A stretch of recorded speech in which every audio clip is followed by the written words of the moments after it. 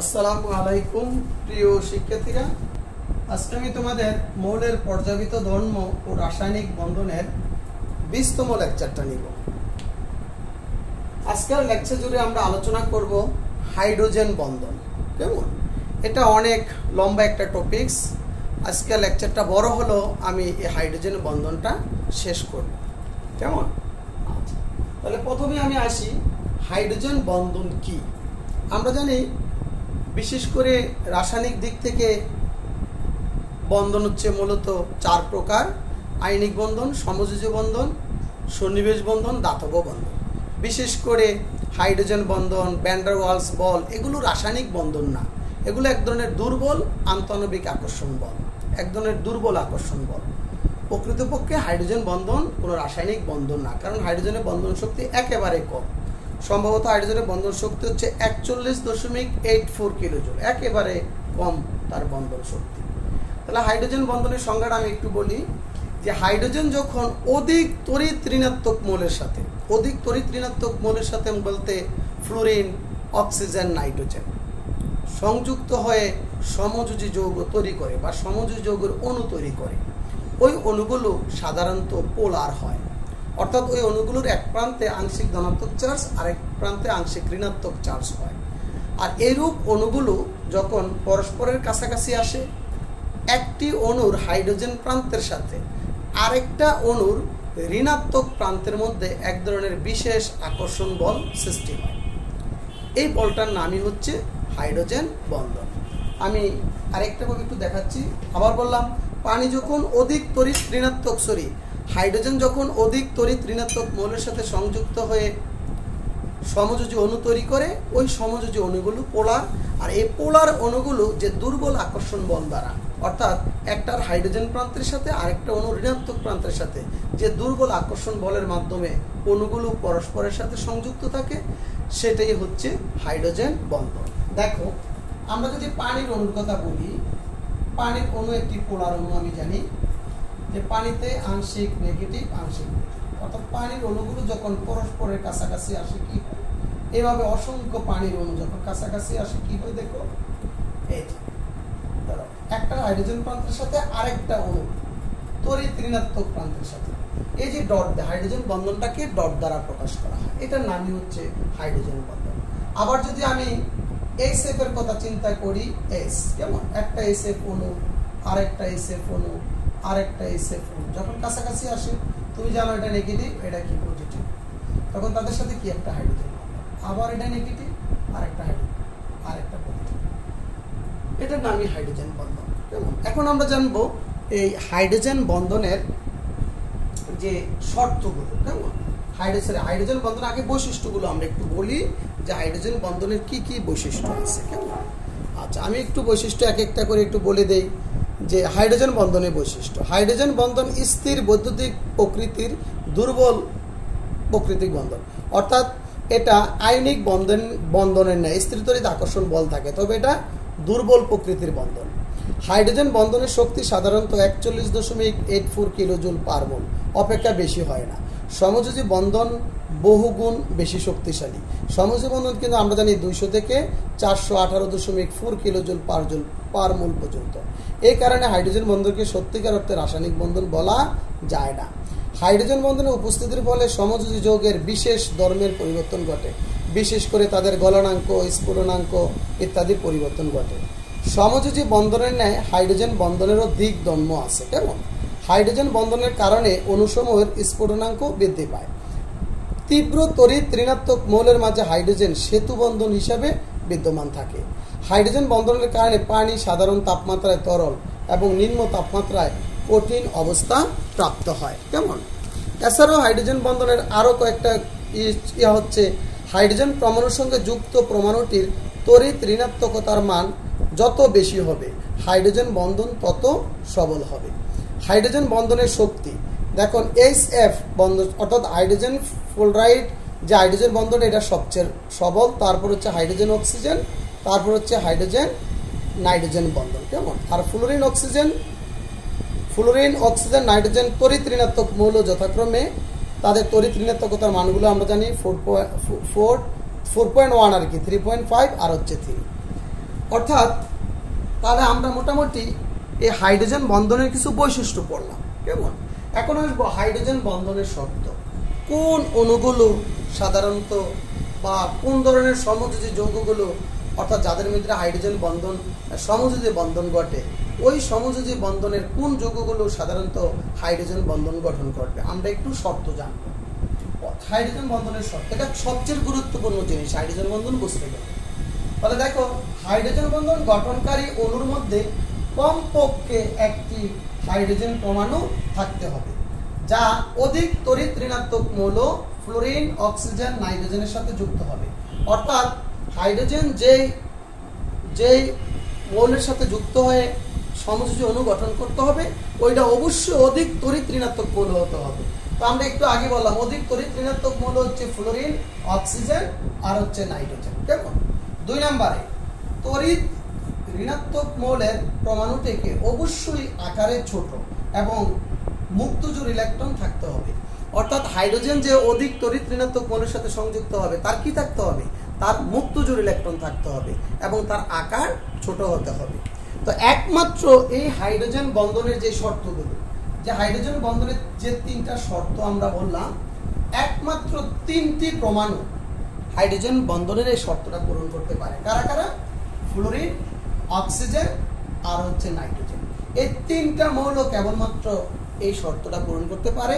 এই কারণে এই 3টা মৌলের সাথে সংযুক্ত হয়ে হাইড্রোজেন যে যৌগগুলো তৈরি করে, তারাই সাধারণত হাইড্রোজেন বন্ধন তৈরি করে। তাহলে কি হতে পারে? HF, অ্যামোনিয়া হতে পারে, পানি দেখালাম, ঠিক আছে, তারপর HF, অ্যালকোহল, ঠিক আছে। অর্থাৎ যাদের মধ্যে OH গ্রুপটা থাকবে, বিশেষ করে গ্লুকোজ, সুক্রোজ, এদের মধ্যে কিন্তু OH গ্রুপ আছে, অ্যালকোহল, তাদের মধ্যে OH গ্রুপ আছে, এরাই কেবল হাইড্রোজেন বন্ধন তৈরি করতে পারবে। কেমন? যেমন একই তড়িৎ ঋণাত্মকতার কারণে প্রায় কাছাকাছি, বিশেষ করে ক্লোরিন, তারপর ব্রোমিন, বিশেষ করে ক্লোরিনের তড়িৎ ঋণাত্মকতা আর নাইট্রোজেনের তড়িৎ ঋণাত্মকতা প্রায় কাছাকাছি। তারপরেও এই নাইট্রোজেন ক্লোরিন হাইড্রোজেন বন্ধন গঠন করতে পারে না। অর্থাৎ ক্লোরিনের যৌগ, বিশেষ করে HCl, এটা হাইড্রোজেন বন্ধন তৈরি করে না। অ্যামোনিয়া হাইড্রোজেন বন্ধন তৈরি করে। বুঝতে পারছো? তাহলে এখান থেকে ছোট একটা প্রশ্ন অনেক সময় আসে যে তোমার অ্যামোনিয়া হাইড্রোজেন বন্ধন গঠন করতে পারলো, HCl, HBr, HI, তারা কেন হাইড্রোজেন বন্ধন গঠন করতে পারে না? বিশেষ করে ক্লোরিন, ব্রোমিন, আয়োডিন, এরা কিন্তু অধিক তড়িৎ ঋণাত্মক মৌল। তো যে 3টা শর্তের কথা বললাম, এই 3টা শর্তের যদি একটা শর্ত না থাকে, তাহলে সে হাইড্রোজেন বন্ধন গঠন করতে পারবে না। ধরো হাইড্রোজেনের সাথে যুক্ত হলো, সে অধিক তড়িৎ ঋণাত্মক মৌল, কিন্তু তার আকার বড়, সে হাইড্রোজেন বন্ধন তৈরি করতে পারবে না। যেমন ক্লোরিন অধিক তড়িৎ ঋণাত্মক মৌল, কিন্তু হাইড্রোজেনের সাথে যুক্ত হয়েছে, কিন্তু সে হাইড্রোজেন বন্ধন গঠন করতে পারবে না। ব্রোমিন, সে অধিক তড়িৎ ঋণাত্মক মৌল, সে কিন্তু হাইড্রোজেন বন্ধন তৈরি করতে পারবে না, তার মধ্যে মুক্তজোড় ইলেকট্রন আছে, সে অধিক তড়িৎ ঋণাত্মক মৌল, ইত্যাদি ইত্যাদি। বুঝতে পারছো? আচ্ছা, তাহলে আমাকে যদি আসে অ্যামোনিয়া হাইড্রোজেন বন্ধন তৈরি করলো, তার তড়িৎ নাইট্রোজেন এবং ক্লোরিনের তড়িৎ ঋণাত্মক পার্থক্য প্রায় কাছাকাছি হওয়া সত্ত্বেও অ্যামোনিয়া নাইট্রোজেন বন্ধন গঠন করতে পারে, HCl বা HBr বা HI কেন নাইট্রোজেন বন্ধন গঠন করতে পারে না? তাহলে এই ধরনের প্রশ্নের উত্তর আমি আগে কি লিখবো? হাইড্রোজেন বন্ধনের শর্ত। অর্থাৎ যারা যে 3টা শর্তের কথা বললাম, যারা এই 3টা শর্ত পূরণ করতে পারে, তারাই কেবল হাইড্রোজেন বন্ধন গঠন করতে পারবে। আচ্ছা, তারপর আমরা হাইড্রোজেন বন্ধনের শ্রেণী বিভাগে চলে যাব। কেমন? হাইড্রোজেন বন্ধনের যে শ্রেণী বিভাগ আছে, শ্রেণী বিভাগটা আমরা যাব। যে হাইড্রোজেন বন্ধনকে প্রধানত 2টি ভাগে ভাগ করছে। একটা হচ্ছে অন্ত আণবিক। কেমন? আগে আন্তটা দেখাই। আন্ত আণবিক হাইড্রোজেন বন্ধন। আরেকটা হচ্ছে অন্ত আণবিক হাইড্রোজেন বন্ধন। 2 ভাগে ভাগ করা হয়েছে। তাহলে আমরা প্রথম ডিটেইলস দেখাবো যে অন্ত আণবিক হাইড্রোজেন বন্ধন কাদের ভিতরে হয়। কেমন? যে অন্ত আণবিক হাইড্রোজেন বন্ধন। তো অন্ত আণবিক হাইড্রোজেন বন্ধন হচ্ছে একই জাতীয় বা ভিন্ন জাতীয় অণুর মধ্যে যে অনেকগুলো অণু একত্রে সংযুক্ত হয়ে যে যৌগ তৈরি করে, এটার নাম হচ্ছে অন্ত আণবিক হাইড্রোজেন বন্ধন। কেমন? অন্ত আণবিক হাইড্রোজেন বন্ধন। তাহলে আমরা বললাম অন্ত আণবিক হচ্ছে একই বা ভিন্ন যৌগের একাধিক অণু যে বন্ধনের মাধ্যমে যুক্ত থাকে, তারাই হচ্ছে আন্ত আণবিক হাইড্রোজেন বন্ধন। তাহলে আমরা একটু আগে বিশেষ করে আমরা যে পানির ভিতরে যে হাইড্রোজেন বন্ধন দেখালাম, HF অর্থাৎ হাইড্রোজেন ফ্লোরাইড অণুর মধ্যে যে আমরা হাইড্রোজেন বন্ধন দেখলাম, তা মূলত কি আন্তঃআণবিক হাইড্রোজেন বন্ধনের উদাহরণ। তাহলে আমরা যেটা দেখাচ্ছি আন্তঃআণবিক হাইড্রোজেন বন্ধন আর হচ্ছে অন্তঃআণবিক হাইড্রোজেন বন্ধন। মনে রাখবা, আন্তঃআণবিক হাইড্রোজেন বন্ধন হচ্ছে অনেকগুলো এক জাতীয় বা ভিন্ন জাতীয় অণু যখন অনেকগুলো একত্রে সংযুক্ত হয়ে যে বন্ধন দ্বারা সংযুক্ত হবে, যে হাইড্রোজেন বন্ধন দ্বারা, সেটা হচ্ছে আন্তঃআণবিক। আর অন্তঃআণবিক হাইড্রোজেন বন্ধন হচ্ছে একই অণুর বিভিন্ন অংশের মধ্যে অন্তঃআণবিক হাইড্রোজেন বন্ধন ঘটে। আর আন্তঃআণবিক হাইড্রোজেন বন্ধনের সাধারণত শক্তি অন্তঃআণবিক হাইড্রোজেন বন্ধন থেকে অনেক গুণ বেশি হয়। অর্থাৎ যে সকল অণুর ভিতরে আন্তঃআণবিক হাইড্রোজেন বন্ধন ঘটবে তাদের গলনাঙ্ক স্ফুটনাঙ্ক যেসব যৌগের অণুর মধ্যে অন্তঃআণবিক হাইড্রোজেন বন্ধন ঘটবে তাদের তুলনায় একটু বেশি হয়। তো বিষয়টা আমি তোমাদের দেখাবো। যেমন দেখো, আমরা ইথানোয়িক অ্যাসিডের যখন সে বাষ্পীয় অবস্থায় ইথানোয়িক অ্যাসিড থাকে তখন সে ডাইমার গঠন করে। আমাদের এখানে একটা প্রশ্ন আছে, ইথানোয়িক অ্যাসিড ডাইমার গঠন করে কেন, ব্যাখ্যা করো। অনেক ইম্পর্টেন্ট টপিকস। তাহলে দেখো, আমি যদি ইথানোয়িক অ্যাসিড, কিন্তু ইথানোয়িক অ্যাসিড CH3COOH, এটাকে আমি একটু বিশেষভাবে এভাবে লিখলাম। দুই অণু ইথানোয়িক অ্যাসিড যখন তুমি এভাবে লিখবা, অর্থাৎ এই যে একটু সিস্টেম করে লিখতে হবে, কেমন, এই যে অর্থাৎ দুই অণু ইথানোয়িক অ্যাসিড, অর্থাৎ এক অণু ইথানোয়িক অ্যাসিডের OH আর কোনো ইথানোয়িক অ্যাসিডের CO মূলকের পাশাপাশি আসে, তখন তাদের মধ্যে কি আন্তঃআণবিক হাইড্রোজেন বন্ধন গঠন করে। এটা হচ্ছে ইথানোয়িক অ্যাসিডের ডাইমার গঠন, ইথানোয়িক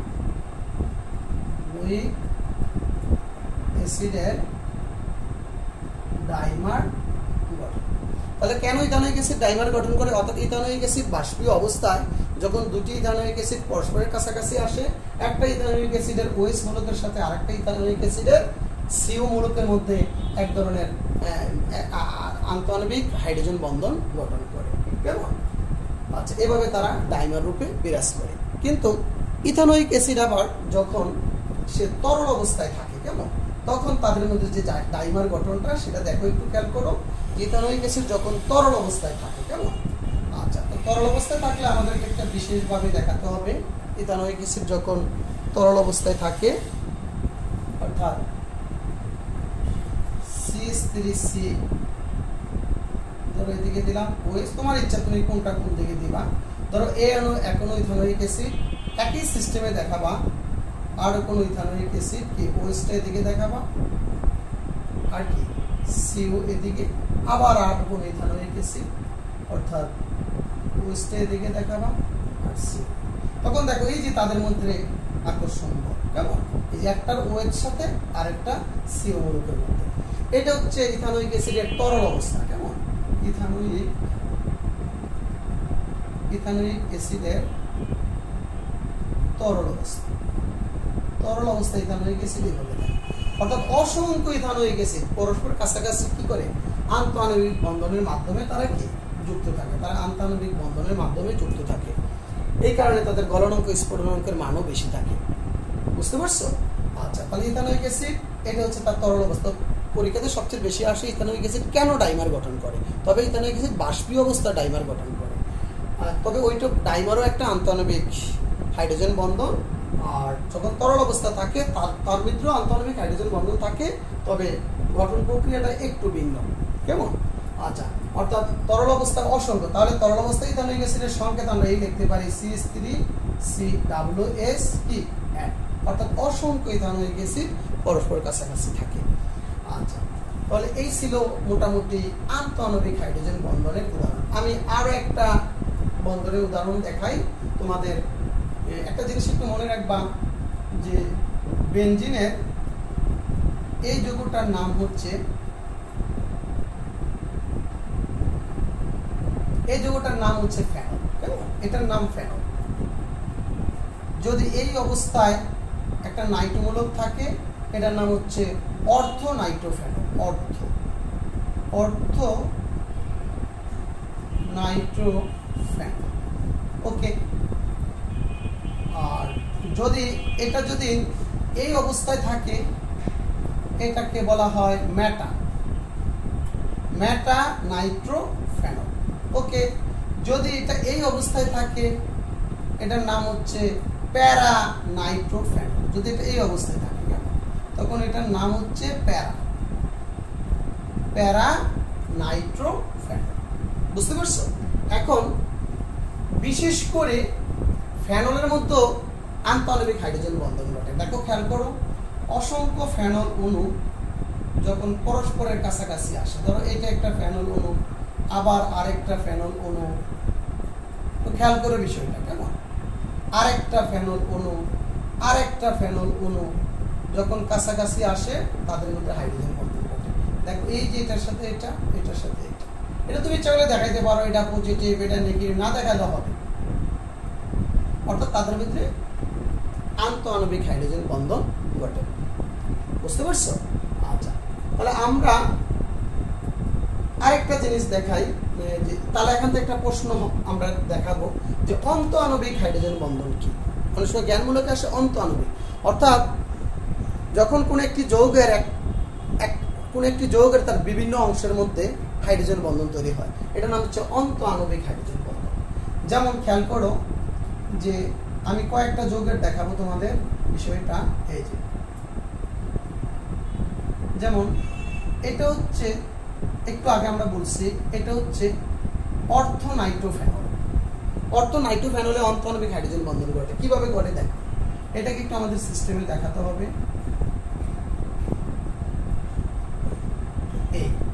তাহলে এই যে তাদের মধ্যে যে বন্ধন, এখানে কিন্তু এই সন্নিবেশ বন্ধন দ্বারা নাইট্রোজেনের সাথে অক্সিজেনের সংযোগ, এটা একটু জানতে হবে যে কিভাবে। আমরা যখন সন্নিবেশ বন্ধন পড়াইছি তোমাদের অবশ্যই দেখাইছি। তাহলে এই যে বন্ধনটা, এটার নাম হচ্ছে অন্তঃআণবিক হাইড্রোজেন বন্ধন। ওকে, আরো দেখো আরো কয়েকটা যৌগের সাথে, বিশেষ করে আমি কয়েকটা দেখাই। যেমন এই যৌগটার নাম কেমন,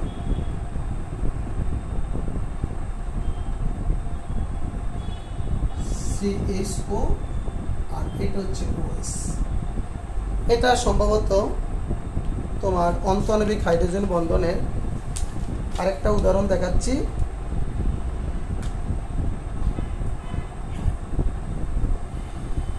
এটা হচ্ছে অর্থোহাইড্রক্সি বেনজালডিহাইড। কেমন, এটা হচ্ছে অর্থোহাইড্রক্সি বেনজালডিহাইড।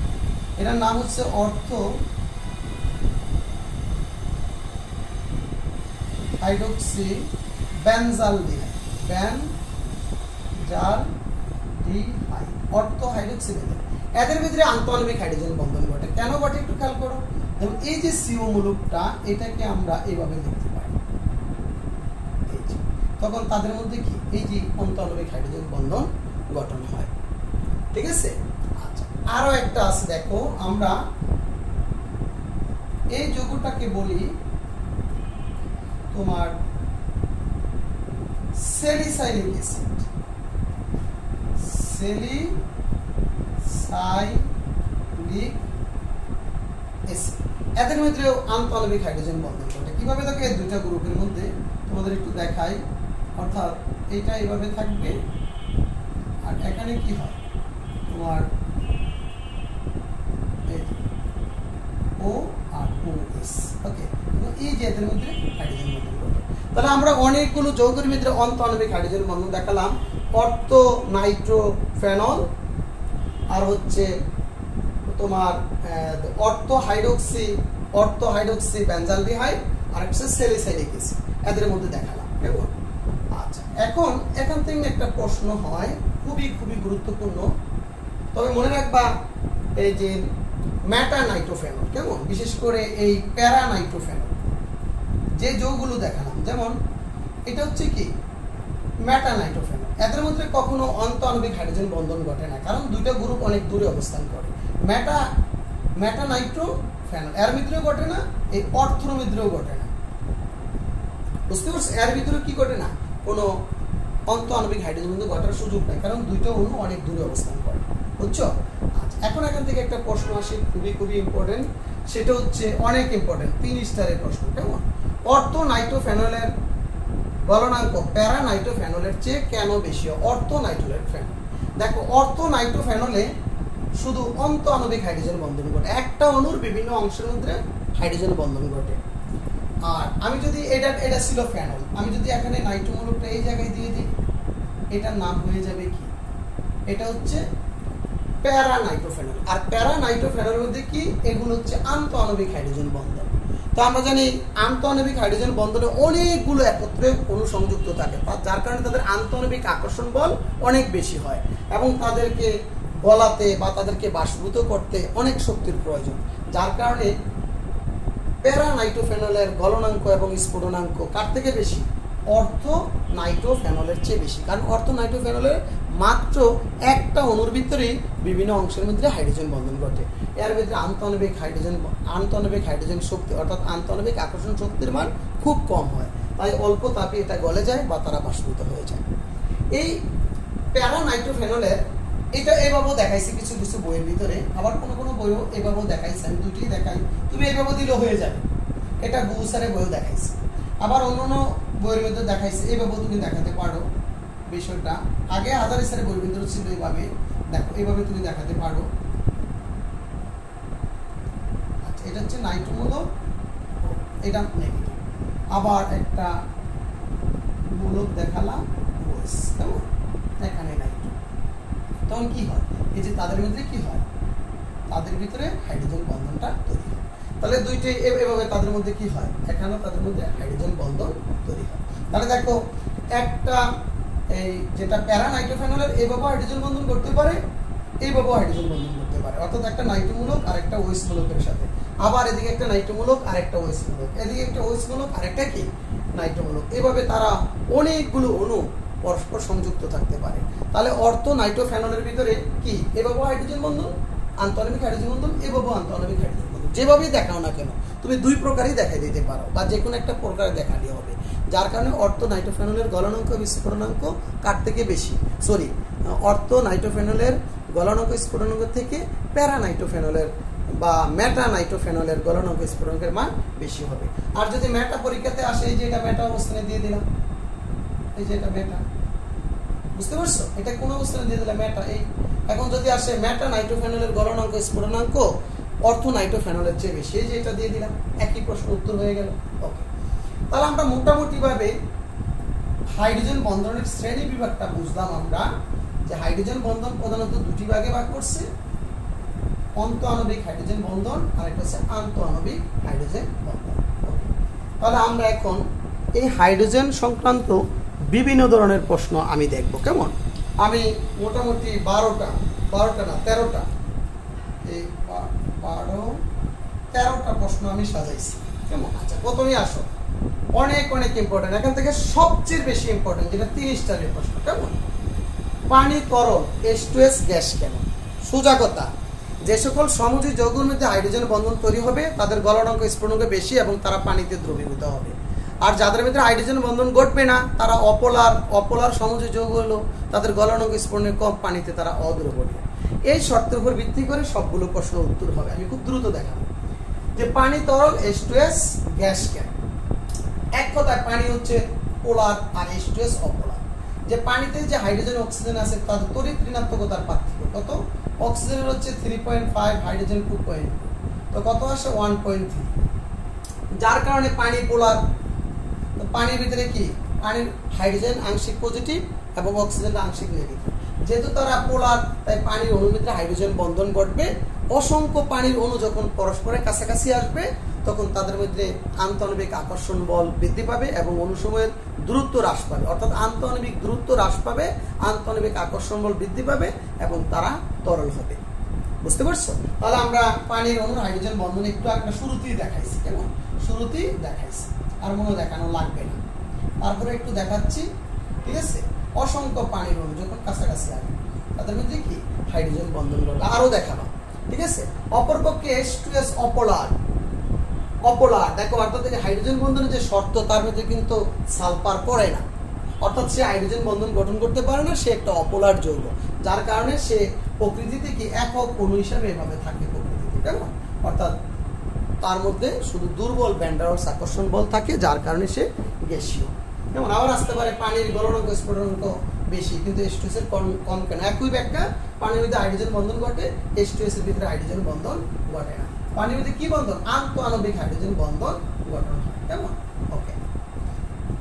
2 নাম্বার, ইথানলের স্ফুটনাঙ্ক ডাইমিথাইল ইথার বা ইথেনের চেয়ে বেশি কেন? বা প্রশ্ন আসতে পারে ইথানলের বা অ্যালকোহলের স্ফুটনাঙ্ক ইথারের চেয়ে বেশি হয় কেন?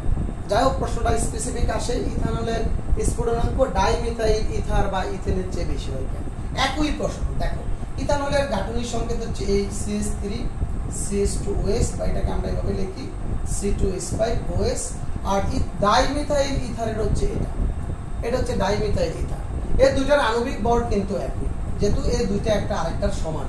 এই দুইটার কিন্তু এই C2H6O, এই দুইটার আণবিক সংকেত হচ্ছে। তবে দুইটার আণবিক ভর এক হওয়া সত্ত্বেও মানে ইথানলের গলনাঙ্ক স্ফুটনাঙ্ক, বিশেষ করে ইথার এবং ইথেনের সংকেত কি CH3 CH3, এই দুইটার থেকে এর গলনাঙ্ক স্ফুটন মান অনেক বেশি। একই কথা, এর ভিতরে হাইড্রোজেন বন্ধন ঘটে, এর ভিতরে হাইড্রোজেন বন্ধন ঘটে না। একই ব্যাখ্যা। কেমন? যেমন ইথানলের হাইড্রোজেন বন্ধন গঠনটা দেখাবা, কিভাবে দেখাবা? এই যে C2H5, কেমন? আবার কত আরেকটা লেখো, পরস্পর কাছাকাছি লেখো, কমসে কম 3টা দেখাবা। কেমন? C2H5 C2H5, এই দেখো তাদের মধ্যে কি বন্ধন আছে? হাইড্রোজেন বন্ধন। ঠিক আছে, কারণ এটা নেগেটিভ, অবশ্যই এগুলো দেখাই দিবা। কেমন? না দেখালে হয়ে যায়, অসুবিধা নাই। তাহলে ইথানলের ভিতরে অসংখ্য ইথানল অণু পরস্পরের কাছাকাছি আসে, যার কারণে ইথানল কি ইথানলের স্ফুটনাঙ্ক ইথার। আর ইথার হচ্ছে অপোলার, অর্থাৎ ইথার অণুতে হাইড্রোজেন বন্ধন ঘটে না, অর্থাৎ ইথারে যে হাইড্রোজেনগুলো কার্বনের সাথে সংযুক্ত থাকে। কেমন? মূলত কার্বনের সাথে সংযুক্ত। আর এরূপ গঠনে অক্সিজেনের দুই পাশে তড়িৎ ঋণাত্মকতার বিপরীত বলের কারণে এটা হাইড্রোজেন বন্ধন গঠন করতে পারে না। যাই হোক, এত জটিল কথায় যাবা না, যে ইথার অপোলার, সাধারণ সে হাইড্রোজেন বন্ধন গঠন করতে পারে না, যার কারণে ইথার কি এর স্ফুটনাঙ্ক কম। একইভাবে ইথেন অপোলার, এর মধ্যে হাইড্রোজেন বন্ধন থাকে না, তাই ইথার কি সাধারণত ইথার তোমার এর স্ফুটনাঙ্কের মান কাটতে গিয়ে ইথানলের থেকে অনেক কম থাকে। ওকে, তারপর আমরা যে প্রশ্ন যাব সেটা হচ্ছে, দেখো 3 নাম্বার, ফসফিন অপেক্ষা অ্যামোনিয়ার স্ফুটনাঙ্ক বেশি কেন? একই কথা, ফসফিন, এটা ভালো ইম্পর্টেন্ট প্রশ্ন, যে ফসফিন অপেক্ষায় অ্যামোনিয়ার স্ফুটনাঙ্ক বেশি কেন, বা এর গলনাঙ্ক স্ফুটনাঙ্ক বেশি। একই কথা, ফসফিনের ভিতরে হাইড্রোজেন বন্ধন ঘটে না, অ্যামোনিয়ার ভিতরে হাইড্রোজেন বন্ধন ঘটে। অ্যামোনিয়ার ভিতরে কয়েক প্রক্রিয়ার মাধ্যমে হাইড্রোজেন বন্ধন দেখানো যায়। আমি একটা দেখাই, একটু দেখো অ্যামোনিয়াতে কিভাবে হাইড্রোজেন বন্ধন দেখাবা। অ্যামোনিয়া গুলো এভাবে লিখবা, প্রথম যেটা লেখছো এভাবেই লিখবা। কেমন? অসংখ্য অ্যামোনিয়া লিখবা, একই ব্যাখ্যা বারবার, বুঝছো? এই যে তাদের মধ্যে কি বন্ধন? হাইড্রোজেন বন্ধন। এই প্লাস কি, এটা মাইনাস, এটা প্লাস, এটা মাইনাস, আর প্লাস। আর মনে রাখবে, অ্যামোনিয়াতে যে হাইড্রোজেন বন্ধন গঠন করে, একটা নাইট্রোজেন মাত্র 2টা হাইড্রোজেন বন্ধনই গঠন করে, অর্থাৎ একটা নাইট্রোজেনের, একটা অ্যামোনিয়ার একটা হাইড্রোজেনই পোলার হতে পারে, অর্থাৎ একটা হাইড্রোজেনই সে হাইড্রোজেন বন্ধন তৈরি করতে পারে। বুঝছো? একটা হাইড্রোজেন, এই অ্যামোনিয়ার ভিতরে একটা হাইড্রোজেনের H+ হয়, আর অন্যগুলোর কিন্তু পোলার হয় না। যেহেতু অ্যামোনিয়ার ভিতরে এক জোড়া মুক্ত জোড়া ইলেকট্রন থাকে, এই কারণে একটা মাত্র হাইড্রোজেনই হাইড্রোজেন বন্ধনে অংশগ্রহণ করে। বুঝতে পারছো? যার কারণে বিশেষ করে অ্যামোনিয়া, আরেকটা প্রশ্নের কথা আমি বলি, বিশেষ করে অ্যামোনিয়া তোমার আমি লিখছি, দেখো যে অ্যামোনিয়া তোমার বিশেষ করে পানি, কেমন? পানি এবং HF এদের তুলনায় অ্যামোনিয়ার গলনাঙ্ক স্ফুটনাঙ্ক কম কেন ব্যাখ্যা করো? অনেক সময় আসতে পারে, যদিও ইম্পর্টেন্ট দিক দিয়ে কম, বিশেষ করে অ্যাডমিশন টেস্টে আসতে পারে, যে অ্যামোনিয়া HF এর 3টার ভিতরে অ্যামোনিয়া গলনাঙ্ক স্ফুটনাঙ্ক সবচেয়ে কম কেন? অর্থাৎ NH3 এর গলনাঙ্ক স্ফুটনাঙ্ক কম কেন? তো একই ব্যাখ্যা হচ্ছে যে পানির অসংখ্য হাইড্রোজেন বন্ধন তৈরি করতে পারে পানির অণুতে, আর পানিতে একটা পানির অণু 4টা হাইড্রোজেন বন্ধন তৈরি করতে পারে, একটু পরে দেখাবো। আর একটা SF 2টা হাইড্রোজেন বন্ধন তৈরি করতে পারে, আর এদের বন্ধন শক্তিও কিন্তু বেশি। আমরা হাইড্রোজেনের বন্ধন শক্তি কিন্তু দেখাইছি, সবচেয়ে বেশি হচ্ছে HF, তারপর হচ্ছে কত OS, কেমন? সবচেয়ে দুর্বল হচ্ছে NS। তো যতটুকু চিন্তা করি যে এর মধ্যে 3টা হাইড্রোজেন থাকা সত্ত্বেও এক জোড়া মুক্ত জোড়া ইলেকট্রন থাকার কারণে সে একটা মাত্র হাইড্রোজেন এর হাইড্রোজেন বন্ধনে অংশগ্রহণ করতে পারে, যার কারণে অ্যামোনিয়ার গলনাঙ্ক স্ফুটনাঙ্কের মান কি তার তুলনায় কম হয়, অ্যামোনিয়া পানি এবং SF এর তুলনায় কম হয়। ওকে, আচ্ছা, তারপর আমরা যেটাতে যাব, যে দেখো SF স্ফুটনাঙ্ক HB আর HF থেকে বেশি কেন? অর্থাৎ এত এর স্ফুটনাঙ্ক কার থেকে বেশি? HCl SI S কি SBr। এদের নির্ভর করে মূলত এটার এক্সট্রা অর্ডিনারি একটু বেশি হয়, কারণ এর ভিতরে হাইড্রোজেন বন্ধন ঘটে, আমি দেখাইছি। আর এদের ভিতরে হাইড্রোজেন বন্ধন ঘটে না, যার কারণে গলনাঙ্ক স্ফুটকের মান সবচেয়ে বেশি হয়। এটা সবচেয়ে বেশি হচ্ছে SN গ্রেটার দেন, তারপর হচ্ছে SI, তারপর হচ্ছে S তোমার SBr, তারপর হচ্ছে HCl। এদের গলনাঙ্কের বা তাদের স্ফুটনাঙ্কের ক্রম সবচেয়ে এটা বেশি হয়। আর এদের বেশি হচ্ছে আণবিক বল বৃদ্ধির সাথে সাথে তাদের আন্তঃআণবিক আকর্ষণ বল বা ভ্যান ডার ওয়ালস বলের মান বৃদ্ধি পায়, যা তাদের গলনাঙ্ক স্ফুটকের মান বৃদ্ধি পায় এদের ভিতরে। তাহলে এদের ভিতরে কিন্তু হাইড্রোজেন বন্ধন দিয়ে ব্যাখ্যা না, এদের হচ্ছে যার আণবিক বল বেশি, তার আন্তঃআণবিক আকর্ষণ বল বেশি, তার গলনাঙ্ক স্ফুটকের মানও বেশি। ওকে, তারপর এটা গেল এই সেফের, এটা অনেক ভালো ইম্পর্টেন্ট প্রশ্ন। 5 নাম্বারটা, এই সেফের স্ফুটনাঙ্ক S থেকে কম হয় কেন? অর্থাৎ এই যে যৌগটা আর পানি, কেমন, এটার কিন্তু বেশি হওয়া উচিত। কেমন, দেখা গেছে এর তড়িৎ ঋণাত্মকতার মান 1.9, এর তড়িৎ ঋণাত্মকতার মান হাইড্রোজেন এবং অক্সিজেনের মধ্যে আমরা জানি 1.3, কারণ ফ্লোরিনের হচ্ছে 2.1 আর হাইড্রোজেন হচ্ছে 1.9। তো এটা অধিক পোলার যৌগ। আবার তোমরা জানো এই এসএফ বন্ধন কত ওএফ বন্ধন থেকেও, ওএস বন্ধন থেকেও বেশি, তার এর গলনাঙ্ক স্ফুটকের মান অনেক বেশি হওয়া উচিত। কিন্তু কার বেশি হয়? বেশি হয় পানি, বেশি হয় পানি। কারণ শুনুন, তাহলে ওর গলনাঙ্ক সম্ভবত 19.5 স্ফুটনাঙ্ক, আর ওর স্ফুটনাঙ্ক হচ্ছে 100 ডিগ্রি সেন্টিগ্রেড। কি কারণ মনে রাখবা, আগে তো বলবা দুটি যৌগই পোলার, কিন্তু পানির থেকে এসএফ অধিক পোলার, কারণ এর মধ্যে তড়িৎ ঋণাত্মকতার পার্থক্য বেশি, এটা অধিক পোলার যৌগ। হাইড্রোজেন বন্ধন ক্রম বিশ্লেষণ করলো এসএফ এর গলনাঙ্ক বা এর স্ফুটনাঙ্ক অনেক বেশি হওয়ার কথা। কিন্তু পানির অণু, একটা অণু 4টা হাইড্রোজেন বন্ধন তৈরি করে, একটু খেয়াল করবা। একটা পানির অণু, তার মধ্যে 2 জোড়া মুক্ত জোড় ইলেকট্রন থাকে, তার 2 জোড়া মুক্ত জোড় ইলেকট্রন ব্যবহার করে 2টা হাইড্রোজেন বন্ধন আর 2টা হাইড্রোজেন দিয়ে সে 2টা হাইড্রোজেন বন্ধন, মোট 4টা হাইড্রোজেন বন্ধন তৈরি করে। কিভাবে দেখো, অর্থাৎ এই যে একটা পানির অণু 4টা হাইড্রোজেন বন্ধন তৈরি করতে পারে, এই হচ্ছে 2টা, আর এর ভিতরে যে মুক্ত জোড় ইলেকট্রন থাকে, এই মুক্ত জোড় ইলেকট্রন দিয়ে তারা করে একটা হাইড্রোজেন পার্শ্ববর্তী আরেকটা পানির অণুর সাথে। তাহলে একটা পানির অণু কি দেখো 4টা হাইড্রোজেন বন্ধন তৈরি করলো, আর একটা আর ফ্লুইডের ভিতরে 3 জোড়া মুক্ত জোড় ইলেকট্রন থাকে, কিন্তু 1 জোড়া মুক্ত জোড় ইলেকট্রন হাইড্রোজেন বন্ধনে কার্যকর হিসাবে কাজ করে, আর 2টা কিন্তু হাইড্রোজেন বন্ধনে কোনো ভূমিকা রাখতে পারে না, যার কারণে সে 2টা হাইড্রোজেন বন্ধন তৈরি করতে পারে। একটা অণু 2টা হাইড্রোজেন বন্ধন, কিভাবে দেখো, এই যে তুমি যদি এটি খেয়াল করো, বিশেষ করে এই যে মাইনাস প্লাস, বুঝছো? তাহলে এই ফ্লুরিনের সাথে এটা আর এটা সাথে আরেকটা প্রমাণও দেখাতে পারো, ধরো এস এফ, এই যে হাইড্রোজেন বন্ধন, তাহলে একটা মূলত কয়টা? 2টা, একটা হাইড্রোজেন বন্ধন, একটা হাইড্রোজেন বন্ধন, তাহলে একটা অণু মাত্র 2টা হাইড্রোজেন বন্ধন তৈরি করতে পারে। তো যার কারণে এইসব অণুর মধ্যে যে আন্তঃআণবিক আকর্ষণের বল থেকে পানির অণুতে অনেক বেশি আন্তঃআণবিক আকর্ষণ বল বেশি থাকে, কারণ বেশি পরিমাণ হাইড্রোজেন বন্ধন দ্বারা সে সংযুক্ত অবস্থায় থাকে, তাই তাদের বন্ধন ভাঙতে অনেক বেশি শক্তির প্রয়োজন হয়, যার কারণে পানির স্ফুটনাঙ্ক এসএফ এর তুলনায় বেশি হয়। এটা খুবই ভালো, আমি কিন্তু প্রত্যেকটা প্রশ্নের উত্তর আমার লেকচার সেটা আছে, এদের আমি খুব দ্রুত একটু আলোচনা করে যাচ্ছি। কেমন, তাহলে একটা প্রশ্ন আমরা করলাম খুবই ইম্পর্টেন্ট, পানির স্ফুটনাঙ্ক কেন এসএফ এর তুলনায় বেশি হয়, বেশিটা তোমরা জানতে পারছো। এটা আমরা হয়ে গেছে, এসএফ এর পানির তুলনায় অ্যামোনিয়ার গলনাঙ্ক স্ফুটনাঙ্ক কম হয় কেন এসএফ এর তুলনায়। আচ্ছা, NH3 হাইড্রোজেন বন্ধন গঠন করলো, এটা শুরুতে হয়েছে। HCl SBr হাইড্রোজেন বন্ধন গঠন করে না, কারণ NH3 একমাত্র যে হাইড্রোজেন বন্ধন গঠন করতে যে শর্ত, এই শর্ত পূরণ করে, আর HCl SBr SI ওই ধরনের শর্ত পূরণ করে না, যার কারণে তারা হাইড্রোজেন বন্ধন গঠন করতে পারে না। ইথানোয়িক অ্যাসিড ডাইমার গঠন করে কেন, এটা হয়ে গেছে। অর্থ নাইট্রোফেনলের গলনাঙ্ক প্যারা নাইট্রোফেনলের চেয়ে কম হয় কেন, এটা হয়ে গেছে। বরফ কেন পানিতে বাসে, এটা খুবই ইম্পর্টেন্ট। কেমন, বরফ কেন পানিতে বাসে। আচ্ছা, আরেকটা প্রশ্ন হচ্ছে তোমার বরফ গললে উহার আয়তন হ্রাস পায় কেন, একই প্রশ্নের উত্তর, যে বরফ পানিতে বাসে কেন আর বরফ গললে কেন আর আয়তন হ্রাস হয়, দুইটার প্রায় 98% কাছাকাছি প্রশ্ন। আচ্ছা, মনে রাখবে একটা বরফ গঠনে প্রত্যেকটা পানির অণু 4টা পানির অণুর সাথে সংযুক্ত থাকে, এই যে এভাবে চতুস্থলিক ভাবে টেট্রাহেড্রাল এভাবে সংযুক্ত থাকে, প্রত্যেকটা বরফের ভিতরে প্রত্যেকটা পানির অণু এভাবে সংযুক্ত থাকে। আর বরফের গঠন যদি তুমি দেখো, বরফের গঠনটা মূলত এরকম। আমি তোমাদের একটু দেখাতে চেষ্টা করি, কেমন? আচ্ছা, এরকম বরফের গঠন। এই প্রথম কি করবা, প্রত্যেকের ভিতরে একটা হাইড্রোজেন বন্ধন।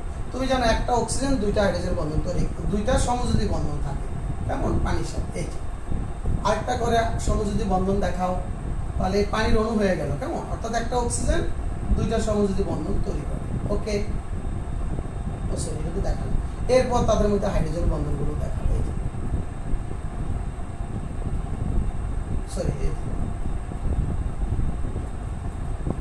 দেখছো?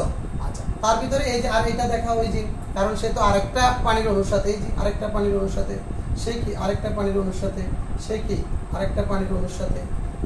আচ্ছা, এটা কি আরেকটা পানির অণুর সাথে হাইড্রোজেন বন্ধন তৈরি হবে, কেমন? এটা কি আরেকটা পানির অণুর সাথে।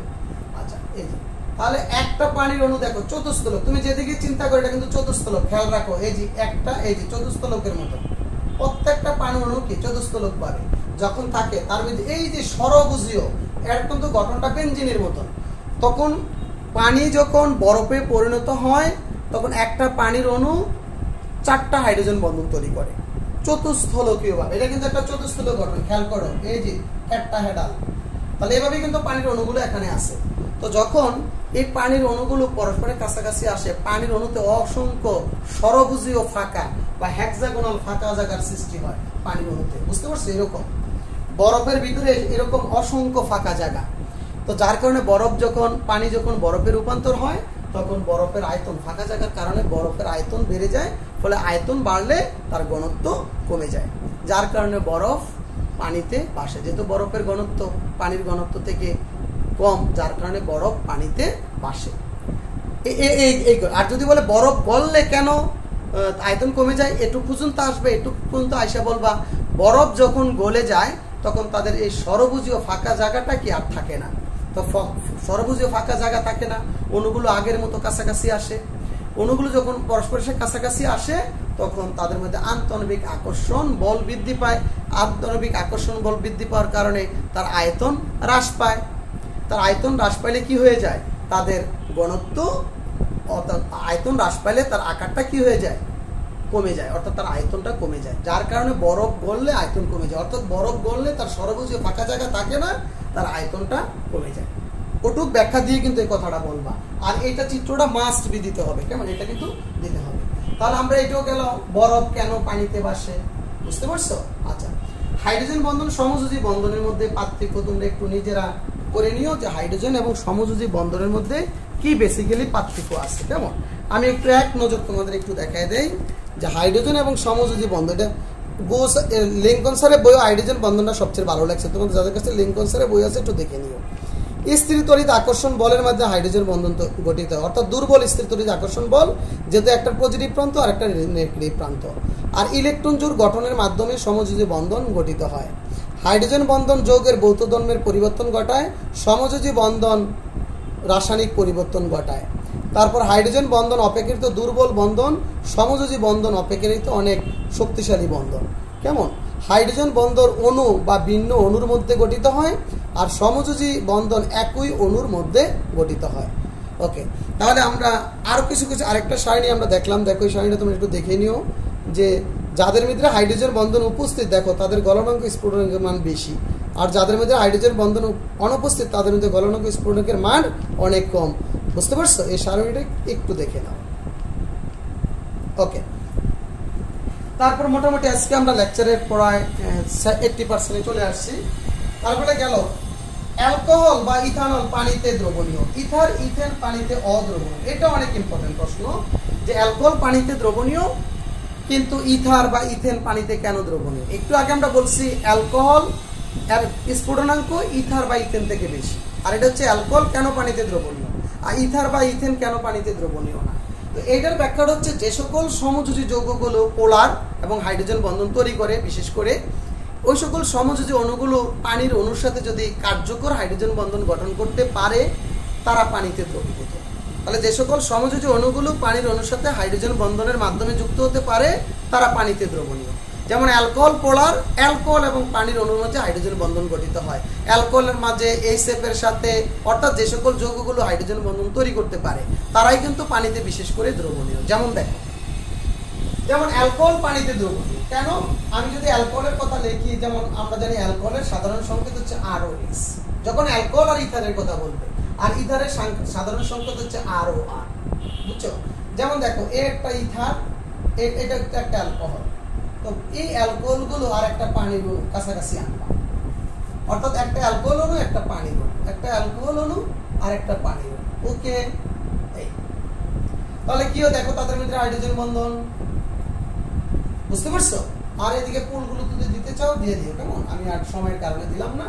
তাহলে অ্যালকোহল পানিতে দ্রবণীয়, কারণ অ্যালকোহল অণুর সাথে পানির অণুর হাইড্রোজেন বন্ধন, আবার পানির অণুর সাথে অ্যামোনিয়া অণুর হাইড্রোজেন বন্ধন তৈরি হবে, পানির অণুর সাথে HF অণুর হাইড্রোজেন বন্ধন তৈরি হবে, তারাও পানিতে দ্রবীভূত হবে, বুঝতে পারছো? আচ্ছা, যদি যদি আর ইথার, অপরপক্ষে ইথার অপোলার, ঠিক আছে, অর্থাৎ এর ভিতরে হাইড্রোজেন বন্ধন, অর্থাৎ পানির অণুর সাথে সে হাইড্রোজেন বন্ধন তৈরি করতে পারে না, যার কারণে ইথার বা ইথেন, ঠিক আছে, ইথার বা ইথেন এরা পানিতে অদ্রবণীয়। আর যদি আসে ইথানল পানিতে দ্রবণীয়, ডাইমিথাইল ইথার নয় কেন? তখন শুধু ইথানল দিলে এটাকে এই দিয়ে দিবা C2H5, এটা ইথানলের C2H5, আর ইথার ডাইমিথাইল ইথার হচ্ছে একই তো জিনিস। ওকে, গ্লুকোজ সুক্রোজ পানিতে দ্রবণীয়, গ্লুকোজ সুক্রোজ পানিতে দ্রবণীয়, একই ব্যাখ্যা। গ্লুকোজ এবং সুক্রোজ তারা সমযোজী যৌগ হওয়া সত্ত্বেও পানির অণুর সাথে কার্যকর হাইড্রোজেন বন্ধন তৈরি করতে পারে, কারণ গ্লুকোজ বা ফ্রুক্টোজের অণুর ভিতরে অসংখ্য কি মূলক আছে? অসংখ্য OH মূলক আছে, অর্থাৎ পোলার গ্রুপ। আচ্ছা, তাদের মধ্যে অসংখ্য একটা পোলার গ্রুপ, কেমন? এই তোমরা জানো এটা হচ্ছে গ্লুকোজের কি গাঠনিক সংকেত। তাহলে দেখো এর ভিতরে অসংখ্য অনেকগুলো পোলার গ্রুপ, খেয়াল করছো? এই পোলার গ্রুপ কিন্তু পোলার, অক্সিজেন নেগেটিভ, হাইড্রোজেন পজিটিভ, অর্থাৎ অসংখ্য পানির অণুর সাথে তারা সংযুক্ত হতে পারবে, হাইড্রোজেন বন্ধন তৈরি করতে পারবে। এটা হাইড্রোজেন বন্ধন আর গঠন দেখার দরকার নেই, এই প্রশ্নটা আসলে এখানে গঠনটা দেখে বলে দিবে এর ভিতরে অসংখ্য পোলার গ্রুপ, OH গ্রুপ আছে, এই OH গ্রুপগুলো পানির অণুর সাথে হাইড্রোজেন বন্ধন গঠন করতে পারে, যার কারণে গ্লুকোজ বা ফ্রুক্টোজ তারা পানিতে দ্রবণীয়। তো দেখো সবগুলো প্রশ্নই মোটামুটি ব্যাখ্যা হলো। তারপর আমরা আর একটা প্রশ্ন দেখে আজকে লেকচারটা শেষ করব। দেখো তাহলে আমরা আজকের লেকচার একটা শেষ প্রান্তে আমরা যে টপিকস নিয়ে আলোচনা করি এটা অনেক অনেক ইম্পর্টেন্ট টপিকস। এটা দিয়ে বিশেষ জন্য অসংখ্য সৃজনশীল প্রশ্ন হয়েছে, বিভিন্ন কলেজের ভালো ভালো কলেজের সৃজনশীল প্রশ্ন হয়, কেমন? সেটা হচ্ছে 14, 15, 16 এবং 17 নম্বরের মৌলগুলোর হাইড্রাইডের স্ফুটনাঙ্ক, বিশেষ করে হাইড্রাইডের স্ফুটনাঙ্কের উপরে হাইড্রোজেন বন্ধনের প্রভাব, অর্থাৎ স্ফুটনাঙ্ক উপর যে প্রভাব এবং গলনাঙ্কের উপর একই প্রভাব, দুইটা একই জিনিস, কেমন? আচ্ছা, শুধু আমি চিত্রটা একটু ভিন্ন একটু দেখা। আচ্ছা, খেয়াল করো, 14 নম্বর গ্রুপের মৌলগুলো হচ্ছে কার্বন, সিলিকন, জার্মেনিয়াম আর হচ্ছে টিন। এদের হাইড্রাইড গুলো হচ্ছে কি মিথেন, সিলিকন হাইড্রাইড, তারপর কি তোমার জার্মেনিয়াম যে হাইড্রাইড, তারপর টিনের হাইড্রাইড।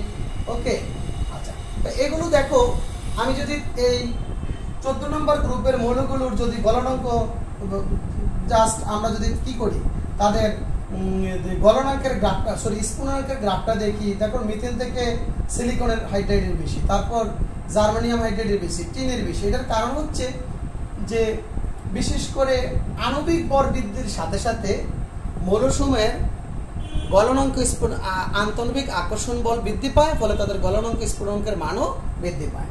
আর যদি আণবিক ভর যত, দেখো কার্বন থেকে, মিথেন থেকে সিলিকন হাইড্রাইডের আণবিক ভর বেশি, অর্থাৎ যতই আমি উপরের দিকে যাব দেখো এদের কিন্তু স্ফুটনাঙ্ক বাড়ছে। কি কারণে বাড়ছে?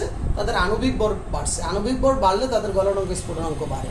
মনে রাখবা, হাইড্রোজেন বন্ধন হলে তো গলনাঙ্ক স্ফুটনাঙ্ক অস্বাভাবিক বেশি হয় সমযোজী যৌগের ভিতরে। এর ভিতরে বিশেষ করে দেখবা পানি, অ্যামোনিয়া আর HF, এদের যে হাইড্রাইড গুলো, বিশেষ করে এই চারটা গ্রুপের 15, 16 এবং 17, তাদের বিশেষ করে পানি, HF এবং অ্যামোনিয়া, এদের হাইড্রাইড গুলো অস্বাভাবিক গলনাঙ্ক স্ফুটনাঙ্ক বেশি, অস্বাভাবিক। কি কারণে? তাদের মধ্যে হাইড্রোজেন বন্ধন ঘটে। এই হাইড্রোজেন বন্ধন গঠনের কারণে তাদের অণুগুলো পরস্পরের অনেক কাছাকাছি থাকে, এদেরকে গলাতে অনেক, এদেরকে ফুটাতে বেশি বন্ধন, হাইড্রোজেন বন্ধন ভাঙতে হয়, যার কারণে তাদের গলনাঙ্ক স্ফুটনের মান অস্বাভাবিক হয়। আচ্ছা দেখো, তাহলে আমরা 14 নম্বরটা বুঝলাম, এর ভিতরে কোনো হাইড্রোজেন বন্ধন নাই 14 নম্বর গ্রুপের হাইড্রেট গুলোর মধ্যে, অর্থাৎ ধারাবাহিক আণবিক বল বাড়ে, আণবিক আকর্ষণ বল বাড়ে। কিন্তু 15 নম্বর গ্রুপের মৌলগুলো দেখো, অ্যামোনিয়ার কিন্তু অস্বাভাবিক, ফসফিনের অনেক কম। দেখো তুমি জানো অ্যামোনিয়ার থেকে ফসফিনের আণবিক বল বেশি, তো এটা কিন্তু বেশি হওয়ার কথা, কিন্তু অ্যামোনিয়ার অস্বাভাবিক বেশি হওয়ার কারণ হচ্ছে তার ভিতরে হাইড্রোজেন বন্ধন গঠন হয়, এটাই কারণ। তারপর ফসফিন, আর্সেনিক, হাইড্রাইড, অ্যান্টিমনির যে হাইড্রাইড ধারাবাহিকভাবে তাদেরটি বৃদ্ধি পায়, মূলত আন্তঃনবিক আকর্ষণ বল বৃদ্ধির সাথে সাথে, অর্থাৎ আণবিক বল বৃদ্ধির সাথে সাথে আন্তঃনবিক আকর্ষণ বল বৃদ্ধি পায়। একইভাবে দেখো হ্যালোজেন গ্রুপের মধ্যে HF অস্বাভাবিক বেশি, তারপর হাইড্রোক্লোরিক অ্যাসিড অনেক কম, কারণ এদের মধ্যে আমি একটু আগে বলছি HF এর গলনাঙ্ক বা স্ফুটনাঙ্কের মান হাইড্রোক্লোরিক অ্যাসিড, HBr, HF থেকে অনেক বেশি হয়, কারণ এদের মধ্যে একমাত্র HF হাইড্রোজেন বন্ধন তৈরি করে, আর এদের বাড়ার কারণ হচ্ছে আণবিক বল বৃদ্ধির সাথে সাথে বাড়ে। কিন্তু এই 3টা গ্রুপের 4টা গ্রুপের হাইড্রেটের মধ্যে একমাত্র পানি হচ্ছে সবচেয়ে বেশি। এর ব্যাখ্যা আমরা দিয়েছি যে পানির স্ফুটনাঙ্ক 100 ডিগ্রি সেন্টিগ্রেড সবচেয়ে বেশি। তারপর দেখো তার একই গ্রুপের নিচের মৌল H2S অনেক কম, বুঝতে পারছো, অনেক কম, কারণ হচ্ছে তার ভিতরে হাইড্রোজেন বন্ধন নাই। তারপরে যৌগগুলো কি আণবিক বল বৃদ্ধির সাথে সাথে তাদের তোমার আণবিক বল বাড়ে, তারপর তাদের আন্তঃনবিক আকর্ষণ বল বাড়ে, অর্থাৎ ভ্যান ডার ওয়ালস আকর্ষণ বল বাড়লে তাদের গলনাঙ্ক স্ফুটন মান বাড়ে। তাহলে অনেক অনেক গুরুত্বপূর্ণ, এটা ভালো করে পড়বা, আমার লেকচার শিটে চমৎকারভাবে গুছিয়ে দিয়েছি, তোমরা এটা দেখে নিবা কেমন। আমি আমার লেকচার শিট একটু চেঞ্জ করছি, বিশেষ করে এটা যাদের কাছে লিঙ্কন স্যারের বইটা আছে এটা তোমরা ভালো করে পড়বা। দেখো গলনাঙ্কের গ্রাফ একটি, লিঙ্কন স্যারের বই একটা মাত্র গ্রাফ দেখাইছে, এই যে 2টা গ্রাফ, আমি আরেকটা গ্রাফ দিয়েছি।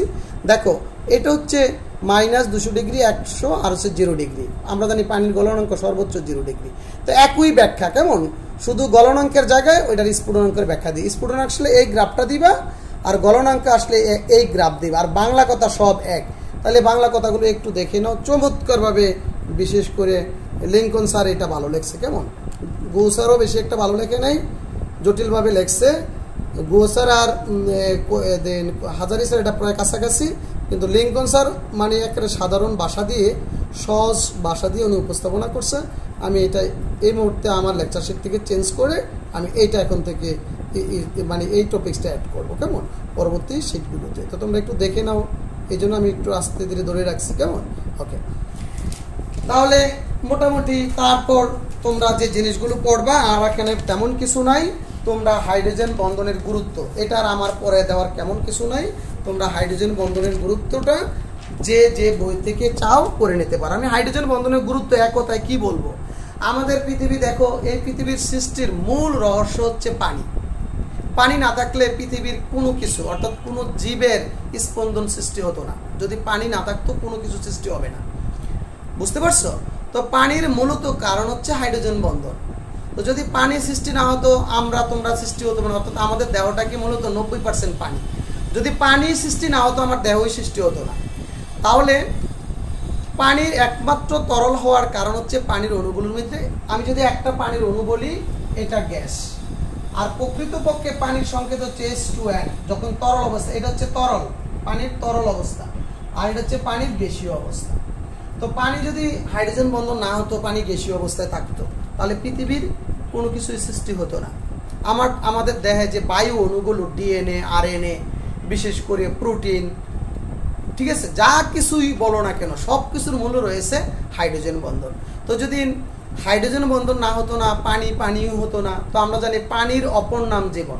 এখন থেকে আমরা বলবো পানির অপর নাম জীবন নয়, হাইড্রোজেন বন্ধনের অপর নাম জীবন। তাহলে হাইড্রোজেন বন্ধনের গুরুত্ব আমি পরে শেষ করতে পারবো না, আমি একটা কথাই বললাম, যদি হাইড্রোজেন বন্ধন না হতো, তুমি আমি সৃষ্টি হতো না, অর্থাৎ পৃথিবীর কোনো জীবেরই সৃষ্টি হতো না।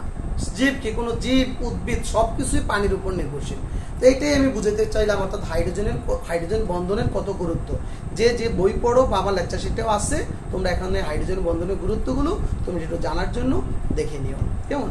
পড়লে মোটামুটি অনেক কিছুই জানতে পারবা, আরও এমসিকিউ কিছু আসলে ওখানে জানতে পারবা। তাহলে ঠিক আছে, আল্লাহ হাফেজ।